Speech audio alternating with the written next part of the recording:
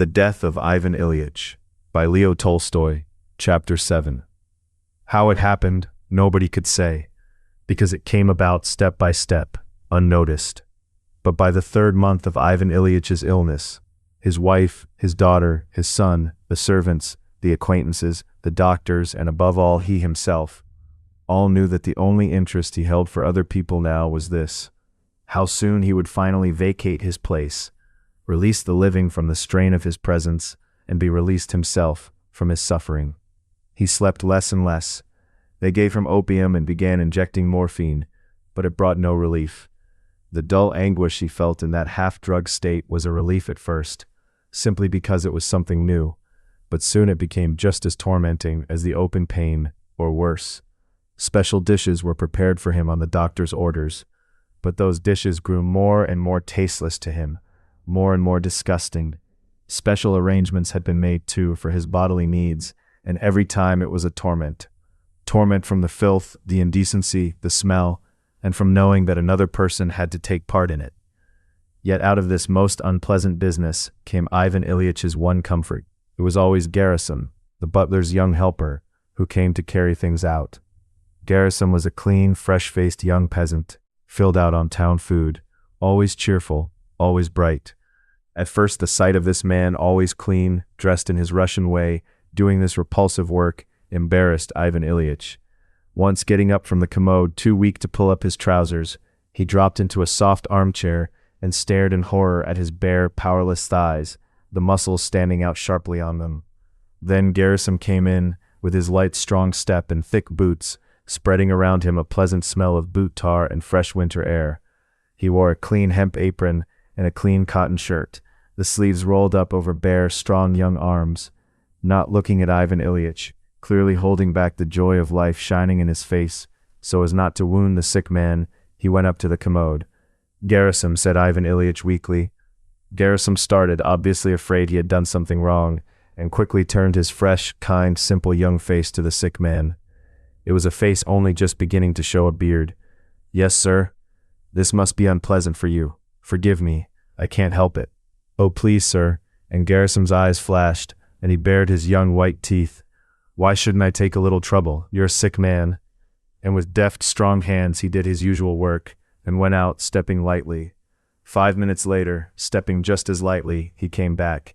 Ivan Ilyich was still sitting in the armchair. "Gerasim," he said when the man had set down the clean, freshly washed basin, "please help me. Come here. Lift me up. It's hard for me on my own, and I've sent Dmitri away." Gerasim came closer. With strong arms, as lightly as he stepped, he took hold of him, lifted him deftly and gently, held him up, pulled his trousers into place with his free hand, and was about to set him down. But Ivan Ilyich asked to be taken to the sofa. Without effort, seeming hardly to grip him at all, Gerasim led him, almost carried him, to the sofa and sat him down. "Thank you. How deftly, how well you do everything." Gerasim smiled again and turned to go, but Ivan Ilyich felt so good with him there that he didn't want to let him go. "One more thing. Move that chair over for me, please." "No, that one. Under my feet. It's easier for me when my feet are up."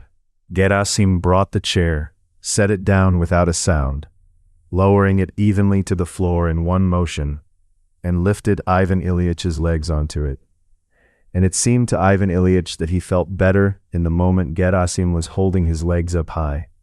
"I'm better when my legs are higher," said Ivan Ilyich. "Put that cushion there under them." Gerasim did it. He lifted the legs again and set them down, and again Ivan Ilyich felt better while Gerasim was holding his legs. When he lowered them, it seemed worse.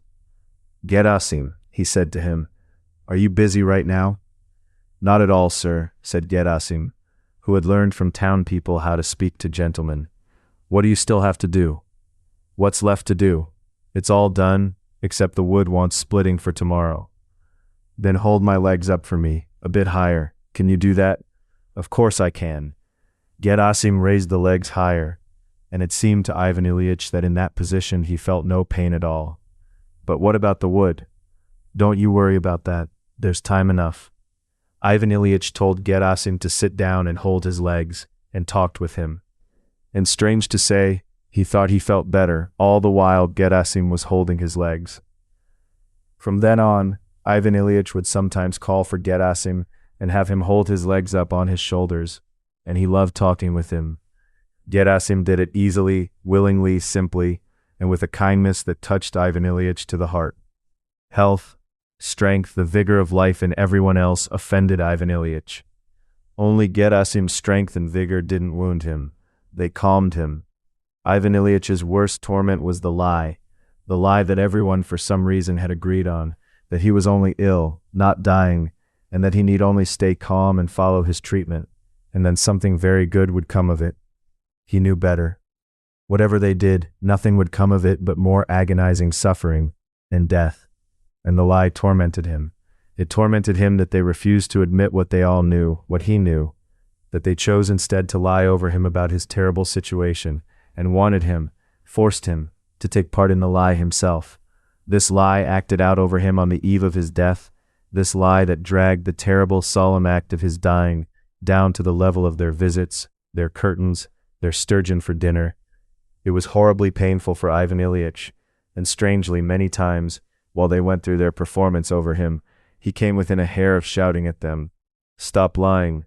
You know and I know that I'm dying, so at least stop the lying." But he never had the courage to do it. He could see that the dreadful, terrible act of his dying had been reduced by everyone around him to the level of a passing unpleasantness, partly even an indecency, rather the way people treat a man who walks into a drawing room, trailing a bad smell, and reduced by that very decency. He had served his whole life. He saw that no one would pity him because no one even wanted to understand his situation. Only Gerasim understood it and pitied him. And so Ivan Ilyich was at ease only with Gerasim. It did him good when Gerasim held his legs sometimes the whole night through and wouldn't go off to bed, saying, "Don't you worry yourself, Ivan Ilyich. I'll catch up on my sleep." Or when he suddenly dropped all formality and added as if to a friend, "If you weren't sick, that'd be different. But as things are, why shouldn't I do you a good turn?" Gerasim alone didn't lie. Everything about him showed that he alone understood what was happening, saw no need to hide it, and simply felt sorry for his wasted, weakened master. Once when Ivan Ilyich was sending him off to bed, he even said it straight out, "We'll all die someday, so why not take a little trouble?" Meaning by this that the work didn't weigh on him, precisely because he was doing it for a dying man, and hoped that someone would do the same for him when his own time came. Apart from this lie, or because of it, the most painful thing of all for Ivan Ilyich was that no one pitied him the way he wanted to be pitied. At certain moments, after long suffering, what he wanted most of all, ashamed as he would have been to admit it, was for someone to pity him like a sick child. He wanted to be petted, kissed, wept over, the way children are petted and comforted. He knew he was a high official, that his beard was going gray, and that what he longed for was therefore impossible. But he longed for it all the same, and in what he had with Gerasim there was something close to it, which is why being with Gerasim comforted him. Ivan Ilyich wants to cry, wants to be held and wept over, and in comes his colleague Shebek, a member of the court, and instead of crying and being held, Ivan Ilyich puts on a serious, stern, deeply thoughtful face, and out of sheer habit gives his opinion on the meaning of a ruling by the Court of Cassation, and stubbornly stands by it.